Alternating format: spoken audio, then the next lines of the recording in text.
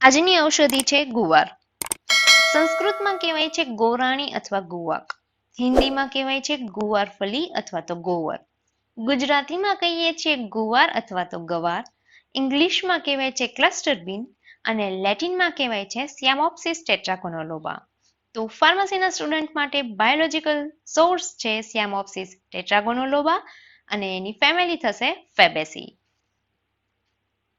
ગુવાર એ એક લોકપ્રિય શાક છે અને તેની શીંગને સૂકવીને તેમાંથી કાચલી અને અથાણું પણ બનાવી શકાય છે. ગુવારની ઘણી બધી જાતો છે કે જેમાંથી માખણીયો ગુવાર સૌથી વધારે ઉત્તમ છે. સામાન્ય રીતે ગુવાર વર્ષમાં 2 થી 4 વાર થાય છે અને સ્વાદમાં એકદમ મધુર હોય છે અને વિટામિનથી તો એકદમ ભરપૂર હોય છે. એટલા માટે ગુવાર છે એ શાકમાં જેમ ઉપયોગી છે એ રીતે એક ઔષધિ તરીકે પણ ગુવાર ઉપયોગી છે. તો આ તો થયું ગુવારનું જનરલ ઇન્ટ્રોડક્શન. હવે જાણીએ કે ગુવારના વિવિધ ફાયદાઓ શું હોય છે અથવા તો ગુવાર ક્યાં ક્યાં ઉપયોગી હોય છે. સૌથી પહેલું તો એક ઉત્તમ શાક તરીકે ગુવાર ઉપયોગી છે. ગુવાર ઉત્તમ શિંબીકૂળનું શાક છે. ગુવારમાં પ્રોટીન હોય છે, ચરબી, ખનિજ, કેલ્શિયમ અને વિટામિન સી ભરપૂર માત્રામાં હોય છે. એટલા માટે ગુવાર એક ઉત્તમ શાક છે. ગુવાર દાદરમાં ઉપયોગી છે. દાદર કે જેને આપણે રિંગવોર્મ કહીએ છીએ. ગુવારના પાનના રસમાં થોડોક લસણનો રસ મેળવીને તેને દાદર પર લગાડવામાં આવે તો દાદરથી મુક્તિ મળે છે. સામાન્ય રીતે જ્યારે નાના બાળકો ગરમીના ટાઈમમાં ઉનાળાના ટાઈમમાં રમતા હોય છે ત્યારે ગરમીના લીધે જે ડાયરિયા થઈ જાય છે એમાં પણ ગુવાર ઉપયોગી છે. ગુવારને પાણીમાં બાફી લેવાનું, પછી તેમાં થોડીક સાકર અને ધાણા જીરું નાખીને પીવાથી લાભ થાય છે.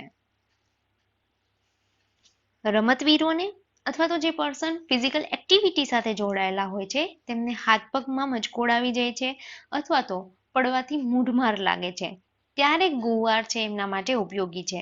ગુવારની ફોડી એટલે કે ગુવારની શીંગને તેલની સાથે ખાંડવાની અને તેની લુગદી ગરમ કરીને મચકોડ છે અથવા તો મૂઢમાર છે ત્યાં લેપ કરીને લગાવવાથી ફાયદો થાય છે. ગુવાર રતાંધળાપણામાં પણ ઉપયોગી છે. રતાંધળાપણું એટલે કે નાઇટ બ્લાઇન્ડનેસ. તો ગુવારના પાનનો રસ કાઢીને રોજ આંખમાં નાખવાનો, ગુવારનું શાક ખાવાનું કે ગુવારનું સૂકું બીજ પાણીમાં વાટવાનું અને આંખમાં આંજવાનું. તો આ ગુવાર રતાંધળાપણું નાશક પણ છે. કોઢમાં પણ ગુવાર ઉપયોગી છે. ગુવારના પાન ખૂબ વાટવાના, એનો રસ કાઢીને સફેદ ડાઘ એટલે કે કોઢ ઉપર રોજ માલિશ કરવાનું કે જેનાથી ડાઘ દૂર થઈ જશે અને ત્વચા છે એકદમ સુંદર બની જશે. ચોમાસાની સિઝન આવે અને હવામાં ભેજ હોય એના લીધે માખીનો ઉપદ્રવ એક મોટામાં મોટી સમસ્યા છે. એના માટે આપણે કેટલા પેસ્ટ કંટ્રોલરનો યુઝ કરતા હોય, કેટલા સ્પ્રેનો યુઝ કરતા હોય તો પણ બધામાં 100% સક્સેસ નથી મળતી. તો ત્યારે ગુવાર માખીના ઉપદ્રવમાં પણ યુઝફુલ છે. કેવી રીતે? ગુવારના પાકા દાણાને અંગાર પર નાખવાના અને એનો ધુમાડો કરવામાં આવે તો માખીનો ઉપદ્રવ છે એ શમી જાય છે. ગુવાર એક દૂધવર્ધક તરીકે પણ ઉપયોગી છે. ગુવારની શીંગને સૂકવીને તેમાંથી ચૂર્ણ બનાવવાનું અને આ ચૂર્ણને મધની સાથે લેવાથી માતાઓની સમસ્યા દૂર થાય છે. આમ આ ગુવાર પૌષ્ટિક છે અને ધાવણ વધારનાર પણ છે કે જે શું કરશે? મિલ્ક પ્રોડક્શન છે એ ઇન્ક્રીઝ કરી દેશે.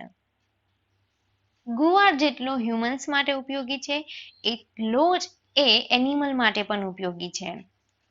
સામાન્ય રીતે પશુપાલકોને આ સમસ્યા રહેતી હોય છે કે એમના ઢોર હોય તો એના દૂધના ઢોરને વિયાણ બાદ અથવા તો કોઈ બીમારી પછી એમાં દૂધનું પ્રમાણ છે એ ઘટી જાય છે.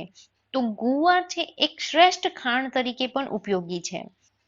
આ ગુવાર શક્તિવર્ધક છે અને દૂધ વધારનારું પણ છે. એટલા માટે એક શ્રેષ્ઠ ખાંડ તરીકે એનો ઉપયોગ કરી શકાય છે.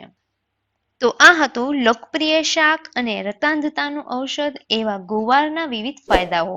આઈ હોપ તમને આ વિડીયો ગમ્યો હશે તો વિડીયોને લાઈક કરો, તમારા ફ્રેન્ડ્સ સાથે શેર કરો કે જેમને કોઈ પણ પ્રોબ્લેમ હોય તો એમને કઈ કુદરતી વનસ્પતિનો ઔષધિ તરીકે ઉપયોગ કરવો તેમની માહિતી મળતી રહે. અને તમે અમારી યુટ્યુબ ચેનલને સબસ્ક્રાઇબ કરો કે જેનાથી તમને પણ તમારી આસપાસ રહેલી કુદરતી વનસ્પતિઓનો ઔષધિ તરીકે કેવી રીતે ઉપયોગ કરવો તેમની જાણકારી મળતી રહે. Thank you very much.